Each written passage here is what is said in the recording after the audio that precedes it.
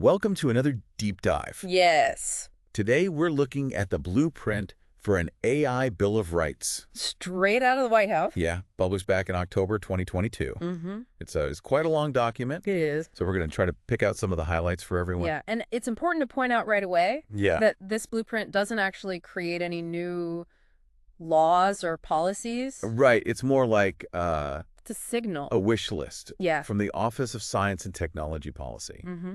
about how they want to see AI systems used Yeah. in a way that benefits the American people. Benefits all people. Right. Yeah. But even though it's a law or official government policy, Right. it gives us some insight into They're thinking. their thinking Uh-huh. when it comes to AI. Absolutely. Yeah, Yeah. and it's fascinating that they Yeah. actually spent an entire year Wow. gathering input from all sorts of people, Like, experts, everyday folks, companies, to really understand both the hopes and anxieties surrounding AI. It's like they knew this stuff was going to be huge and wanted to get a feel makes sense. for what everyone was thinking. Yeah, I think we've all seen those sci-fi movies Right. where AI takes a dark turn. For sure. But this blueprint is focused on Yeah. shaping a future where AI is used for good. Mm-hmm. In fact, it lays out 5 core principles Yes. to guide that development. To guide the responsible use Okay. of AI. So these 5 principles are essentially, Yeah, they're like guardrails I see. to make sure that AI is working for people and not against them. Okay. So really ensuring that AI systems are safe, Uh, fair, and respect our rights. okay, so let's unpack these principles a bit. Yeah. Principle number 1 is safe and effective systems. Mm-hmm. What does that actually mean in the context of AI? So that means that AI systems shouldn't put you or your community at risk.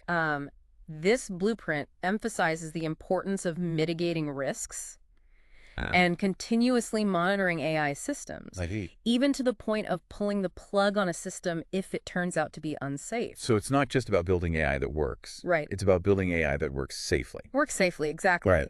You know, remember, AI is still a relatively new field. Right. We're still figuring out all the kinks. Mm-hmm. So this principle is about being cautious and making sure that AI doesn't cause harm in the real world. Okay. Think about it like a self-driving car Right. that malfunctions Yeah. could have devastating consequences. For sure. So this principle is about minimizing those risks. It's kind of like how new medications go through rigorous testing Yes, before they're available to the public. a great analogy. Right. And the blueprint actually goes further by recommending things like independent evaluations Uh-huh. and public reporting of AI systems. I see. So this kind of brings a level of accountability to the development and deployment of AI, Uh-huh. which is crucial for building trust. Okay. Yes. And speaking of trust, principle number 2 is algorithmic discrimination protections. Yes, Which seems especially relevant today. absolutely. You know, Yeah. regardless of whether a human or an algorithm is making a decision, Right. you should be treated fairly. Yeah. This principle is all about preventing bias from creeping into AI systems, Yeah. particularly in those areas like loan applications, hiring processes, or even healthcare decisions. Right. I think we've all heard those stories about Yeah. AI systems that perpetuate existing biases, Oh, for sure. like favoring certain genders or ethnicities. Exactly. And those are the types of problems Yeah. this principle aims to address. Okay. And what's fascinating is that the blueprint goes beyond just simply saying, don't be biased. Yeah. It actually provides specific technical steps Oh, well, to test for and mitigate bias in these systems. so they're giving developers a concrete framework for Yeah. building fair AI. A blueprint. Which is a pretty big deal. It is a pretty big deal. That's It's a really big step forward. Okay. And this principle really gets into the nuts and bolts of ensuring fairness. Okay. It calls out this sneaky issue of data proxies. Data proxies. Yeah, like using data that seems neutral, Uh-huh. but can actually stand in for sensitive information like race or gender. Okay. So, for instance, zip codes are often used in financial algorithms, Uh-huh. but they can indirectly reflect racial and income disparities, Interesting. which can then lead to unfair outcomes. So it's like they're saying, hey, you can't just slap an algorithm on a problem and call it a day. Exactly. You need to be thoughtful about the data you're using Right. and how it might impact different groups. Be thoughtful about the data you're using and the potential impact. Right. This principle is about making sure that AI systems don't just replicate existing inequalities, but actually work towards a more equitable society. Okay. Yeah. On to principle number 3. Right. Data privacy. Mm-hmm. This one seems pretty straightforward. Yeah. But what's the blueprint's specific take on it?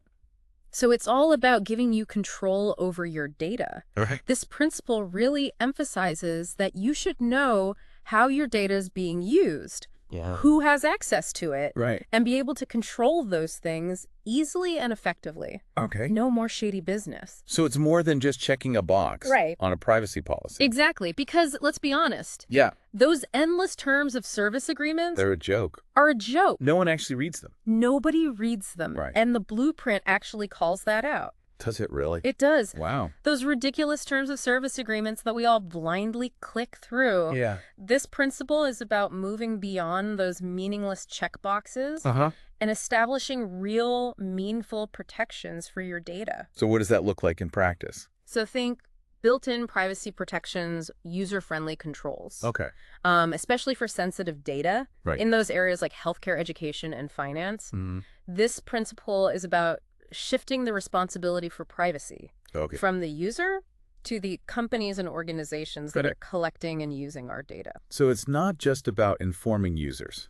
It's about empowering users, giving them the tools and the knowledge to be in control of their own information. And it also mentions surveillance technologies. Yes. Which seems very relevant today. It is. With the rise of things like facial recognition and location tracking. Exactly. Yeah. And the blueprint specifically calls for heightened oversight of those technologies. I see. Emphasizing the potential for misuse.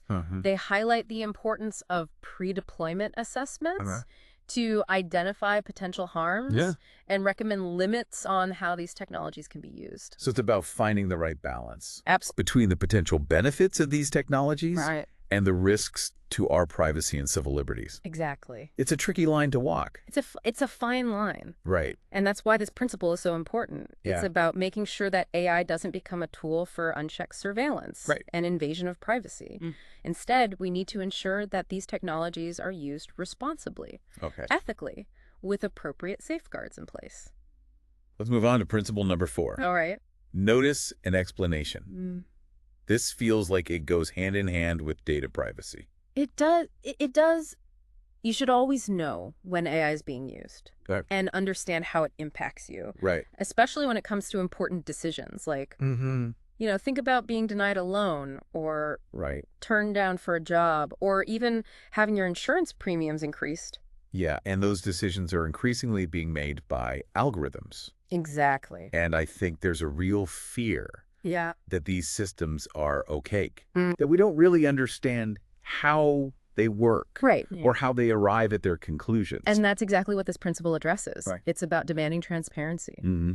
You should be able to understand the reasoning behind an AI's decision, Right. just like you would expect from a human. Yeah. So no more black box AI. No more black boxes. We need to be able to see what's going on under the hood. And we need to be able to peek under the hood. Right. This principle is about shining a light on AI's decision-making process, making sure they're understandable even to those who aren't tech experts.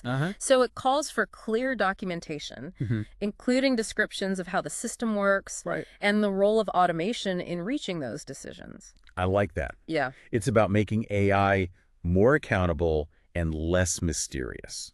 Less mysterious, more transparent. Right. It's like saying, hey, if you're going to use AI to make decisions that affect my life, I deserve to know how you're doing it. Exactly. And the blueprint goes even further by stating that these notices and explanations should be tailored to different audiences. I see.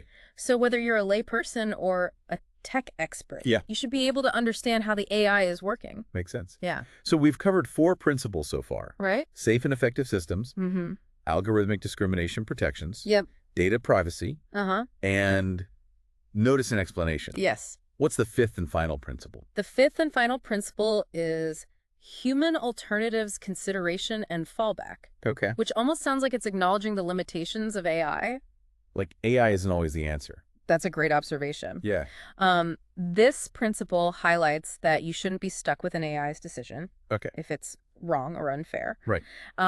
It recognizes that AI isn't perfect and that there are times when human intervention is necessary, especially when it comes to those high-stakes decisions. So if an AI system makes a decision that seems off, you should be able to appeal to a human. Exactly.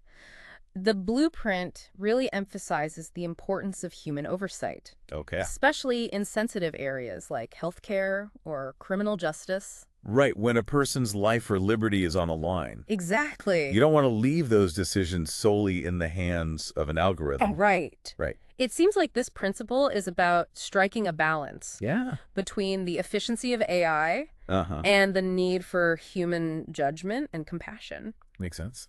Yeah, this principle isn't about rejecting AI altogether. Okay. It's about using it responsibly and ensuring that humans remain in control, especially when it comes to those decisions that have a significant impact on people's lives. And the blueprint goes even further It does. by saying opting out of an automated system should not be a hassle Should not be difficult. or disadvantage you in any way. Exactly. That's really important because I can imagine situations where someone might feel uncomfortable relying solely on an AI system. Right. Absolutely. Especially if they've had negative experiences in the past. Especially if they've had negative experiences. Yeah. That's why this principle is so crucial. Okay. It's about giving people choices and ensuring that they have a voice in how AI is used in their lives. So those are the 5 core principles laid out in the Blueprint for an AI Bill of Rights. Yes. They cover a pretty broad spectrum, from safety and fairness to data privacy and human oversight. A broad spectrum indeed. But who exactly does this blueprint apply to?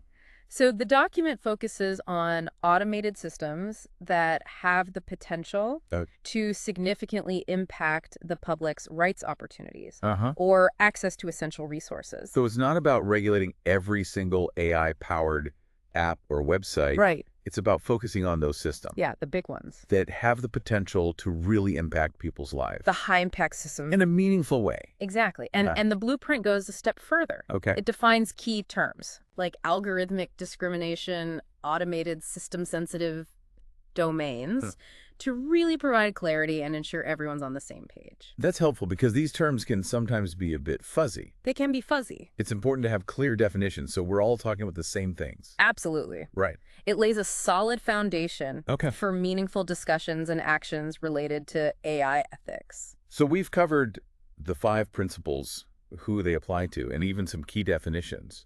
But what I'm really curious about is how this blueprint translates into real-world action. Now we're getting to the good stuff. Right. Give me the dirt. Tell me about some of those real-world cases. All right. Well, on the not-so-great side, we have that healthcare algorithm we discussed earlier, the one that unfairly disadvantaged Black patients by misjudging their risk levels. Yeah. There's also the example of a facial recognition app being misused for stalking. Oh, wow. Which is a chilling reminder of how these technologies can be exploited for harmful purposes. Right. And we even see examples of job ads using AI to reinforce gender stereotypes. It's like a cautionary tale. It is. About what can happen when AI is developed and deployed without careful consideration. Without thinking through the consequences. Of its potential impact. Exactly. Right. But it's not all doom and gloom. Okay. The blueprint also highlights positive steps being taken. Okay, like what? Like the state of Illinois enacting legislation to protect biometric data. Cool. You know, we have smartphone privacy settings Right. that actually give users more control over their data. And we see examples of the FTC taking action against companies engaged in shady data practices. So it's a mixed bag. It is a mixed bag. But it's encouraging to see that there are positive developments alongside these cautionary tales. Absolutely. And these positive examples show that it is possible to build and use AI in a way that respects people's rights and promotes fairness. It's like they're saying, look, here are some folks who are doing it right. Right. Let's learn from their example. I like that it's a reminder that we have agency. We do. In shaping the future of AI. We have agency. We have a voice. We don't have to just accept the status quo. Exactly. And to that point, the blueprint goes even further. Okay. It outlines specific steps that can be taken to put these principles into action. Okay, so they're not just saying be good. Right. They're providing concrete guidance on how to actually be good. Concrete guidance. Okay. We're talking about things like pre-deployment testing, ongoing monitoring, building in safeguards for sensitive data, and even establishing ethical review boards for high-risk AI applications. Wow, so it's like a roadmap. It is a roadmap. For building a more ethical and equitable AI ecosystem. Exactly. It's about moving beyond those lofty ideals. Lofty ideals into the real world. Right. Getting into the nitty-gritty of implementation. And they even give shout-outs to agencies like NIST and DARPA. Yes, they do. For their work on developing trustworthy AI and risk management frameworks. They're acknowledging the good work that's already happening. Right. And encouraging more of it. Okay. It's about building a collaborative effort to ensure that AI is used for the benefit of humanity.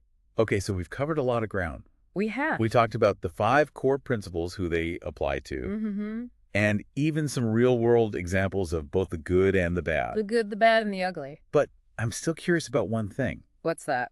Well, this blueprint is all well and good. Right. But it's not legally binding. It's not. So how do we actually make sure these principles are upheld in practice? Yeah. Are voluntary guidelines really enough? Or do we need something more? That is the million-dollar question. And it's a debate that's going on right now. You know, can we rely on voluntary guidelines or do we need more formal regulations with teeth? I imagine there are strong opinions on both sides. Oh, strong opinions abound. Right. Some people probably feel that too much regulation will stifle innovation. Absolutely. While others might argue that it's necessary to protect people from potential harm. You're absolutely right. There are valid concerns about overregulation stifling the potential of AI. Okay. But on the flip side, leaving it entirely to self-regulation could lead to a Wild West scenario. Oh, yeah. Where ethical considerations take a backseat to profit. So where do we find that balance? That is the question of the hour. Right. And the blueprint itself doesn't provide a definitive answer. Okay. But it offers some really interesting ideas for putting those principles into practice. Okay, let's hear it. So, for example, it emphasizes pre-deployment testing. That means thoroughly evaluating AI systems before they're released to the public. Okay. You know, it's kind of like making sure your car brakes work before you drive it off the lot. Makes sense. You don't want to wait for an accident to happen. You don't want to wait for an accident. Before you realize there's a problem. Exactly. But AI systems can be incredibly complex. They can be. So how do you even begin to test something like that? Well, the blueprint stresses that testing shouldn't be a one-size-fits-all approach. Okay. It needs to be tailored to the specific application and potential risks of the AI system in question. So a facial recognition system used by law enforcement would be tested differently than, say, very differently, an AI that recommends movies on a streaming service. Precisely. The stakes are different. The potential for harm is different. And therefore, the testing needs to be tailored accordingly. Right. The blueprint encourages developers to think critically about the context in which their AI will be used and design tests that are relevant to those specific circumstances. And it's not just about testing before release. It also talks about ongoing monitoring. And monitoring is critical. Because AI systems can evolve over time, and what might seem fine initially could become problematic down the road. Absolutely. It's not a set it and forget it situation. Right. This ongoing monitoring is about making sure that AI system continues to function as intended and doesn't start producing harmful or discriminatory results. So that would involve constantly evaluating the data that the AI is using? Yes. Checking for biases and making sure that the system is still aligned with its original goals. All of that and more. It's an iterative process that requires vigilance and a commitment to continuous improvement. Okay. And importantly, the blueprint emphasizes having a clear plan in place for mitigation or even rollback. I see. So if a problem arises, you need to be able to address it quickly, either by fixing the issue or reverting to a previous version of the system. So it's about building in those safety nets. Safety nets. And acknowledging that AI isn't infallible. AI is not perfect. Things can and do go wrong. Things will go wrong. Right. The blueprint encourages a mindset of responsible stewardship. You're not just building a cool piece of technology. You're building something that will interact with the real world and potentially impact people's lives. And with that in mind, the blueprint emphasizes the importance of transparency. Transparency is crucial. Right. The blueprint stresses clear documentation and explanations so people understand how AI systems work, how decisions are made, and what data is being used. This reminds me of that black box analogy we talked about earlier. Yes. AI shouldn't be shrouded in mystery. It shouldn't be a mystery. People deserve to know how it's affecting them. They do, and it's not just about making information available. Okay. It's about making that information understandable to a broad audience. Right. You shouldn't need a PhD in computer science You shouldn't. to understand how an AI system is deciding Right. whether you qualify for a loan. Exactly. The blueprint even suggests using visuals and plain language explanations Cool. to make these complex systems more accessible I see to that. the average person. It's like saying, hey, we trust you enough to use our data Yeah. and make decisions that impact our lives, but we also expect you to be upfront about how you're doing it. Be upfront and honest. Right. Transparency fosters trust. And trust is essential if we're going to fully embrace AI as a force for good. Okay, and speaking of trust, the blueprint also acknowledges Yeah. that there are situations where relying solely on AI Right. is simply not appropriate. Mm-hmm. It emphasizes the need for human oversight, Human oversight. especially in sensitive areas like healthcare, Yeah. criminal justice, and education. Those are high-stakes areas where Right. we're dealing with people's well-being, their freedom, their future. Right. Those are not areas where we want to remove human judgment entirely. Yeah, these are areas where the stakes are incredibly high, Incredibly high. and we can't afford to get it We wrong. can't afford to get those wrong. So it's not about replacing doctors, judges, or teachers with AI. It's about finding ways for AI to assist them. Augment their capabilities, Right. not replace them. Make more informed and equitable decisions. More informed and equitable decisions. And this brings us back to that principle of human alternatives, consideration, and fallback. Right back to it. The blueprint highlights the importance of giving people the option to opt out of AI-driven systems or appeal to a human decision maker. A human in the loop. When necessary. When necessary, exactly. Right. It's about empowering people and acknowledging that AI, at least in its current form, is not a perfect solution. Not a silver bullet. Not a silver bullet. Right. There will be times when human intervention is necessary to ensure fairness and accountability. And the blueprint emphasizes making those human alternatives easy and accessible. Easy and accessible. It shouldn't be a bureaucratic nightmare. It shouldn't. To opt out of an AI system. Right. Or request a human review. Or request a human review. Right. It's about making sure people feel like they have a voice in the process. And that they're not just at the mercy of algorithms. It's fascinating how this blueprint, even though it focuses on the U.S., has implications for AI development globally. It does. The U.S. setting these kinds of standards Right. can have a ripple effect on the rest of the world. It's almost like setting a higher bar for ethical AI. It is. It's setting a benchmark that other countries and organizations can look to when developing their own AI guidelines. Which could ultimately benefit everyone. Could benefit everyone. Regardless of where they live. Absolutely. Right. It encourages a global conversation about AI ethics and could lead to more collaboration Okay. and a harmonization of standards across borders. But is it realistic to expect countries with different political and economic agendas It's a great question. to agree on common AI standards? It's the challenge, isn't it? It's a complex geopolitical landscape. Right. And finding common ground on something as potentially transformative as AI will require significant effort Right. and goodwill. Yeah. However, the potential benefits are enormous. Right. Imagine a world where AI is developed and used ethically, Yeah. regardless of borders. That's a vision worth striving for. It would be a huge step towards ensuring that AI is a force for good. A force for good. Not just for some, but for all of humanity. For all. Right. And it would also create a more stable and predictable environment for AI development and investment. You know, when everyone is playing by the same rules, it reduces uncertainty and fosters innovation. Now, another aspect we haven't touched on yet is the potential economic impact of these principles. Yeah. Some people might argue that stricter regulations on AI could stifle innovation and slow down economic growth. That's a valid concern. Right. There's a fear that being too cautious could hinder progress and put us at a competitive disadvantage. But the flip side of that argument is that ethical AI could actually be good for business in the long run. How so? If companies are seen as trustworthy and responsible in how they use AI, It could actually enhance their reputation and build stronger relationships with customers, host. I think there is a growing awareness among consumers about how their data is being used. Yeah. And companies that are embracing these ethical AI principles are more likely to earn the trust and loyalty of those customers. So it's not just about avoiding bad PR. No. It can actually have a positive impact on the bottom line. It can boost the bottom line. Right. So it's not necessarily a zero-sum game. It's not ethics versus profits. Right. It's possible to have both.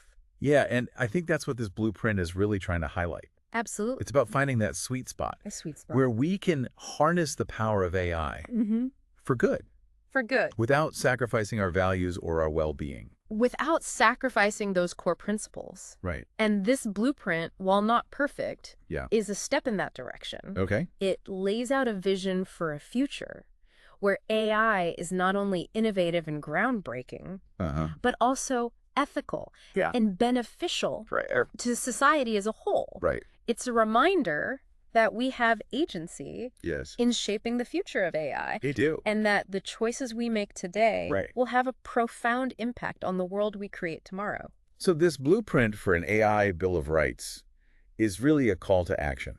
It is a call to action. It's a call to think critically about AI. Absolutely. To engage in meaningful conversations about its potential impact. Yes. And to demand that it be used in a way that serves humanity. That serves humanity. Not the other way around. Not the other way around. And it's a conversation that we all need to be a part of. We all need to be at the table. Regardless of our technical expertise. Everyone. The future of AI is not predetermined. It's not set in stone. It's up to us to shape it in a way that reflects our values. Our values, our hopes. And our aspirations. Beautifully said, and I think that's a perfect note to wrap up this part of our deep dive. Okay, but this conversation is far from over. Oh, there's so much more to discuss. We've only just begun to scratch the surface. The tip of the iceberg. Of this complex and rapidly evolving topic. Rapidly evolving. When we come back, we'll be exploring the blueprint for an AI Bill of Rights a bit further. A little deeper. Delving into some of the specific recommendations it makes. The nitty-gritty. For putting these principles into action. Stay tuned. So we've talked a lot about the principles and goals laid out in the blueprint for an AI Bill of Rights. Yeah. But I'm curious about the how.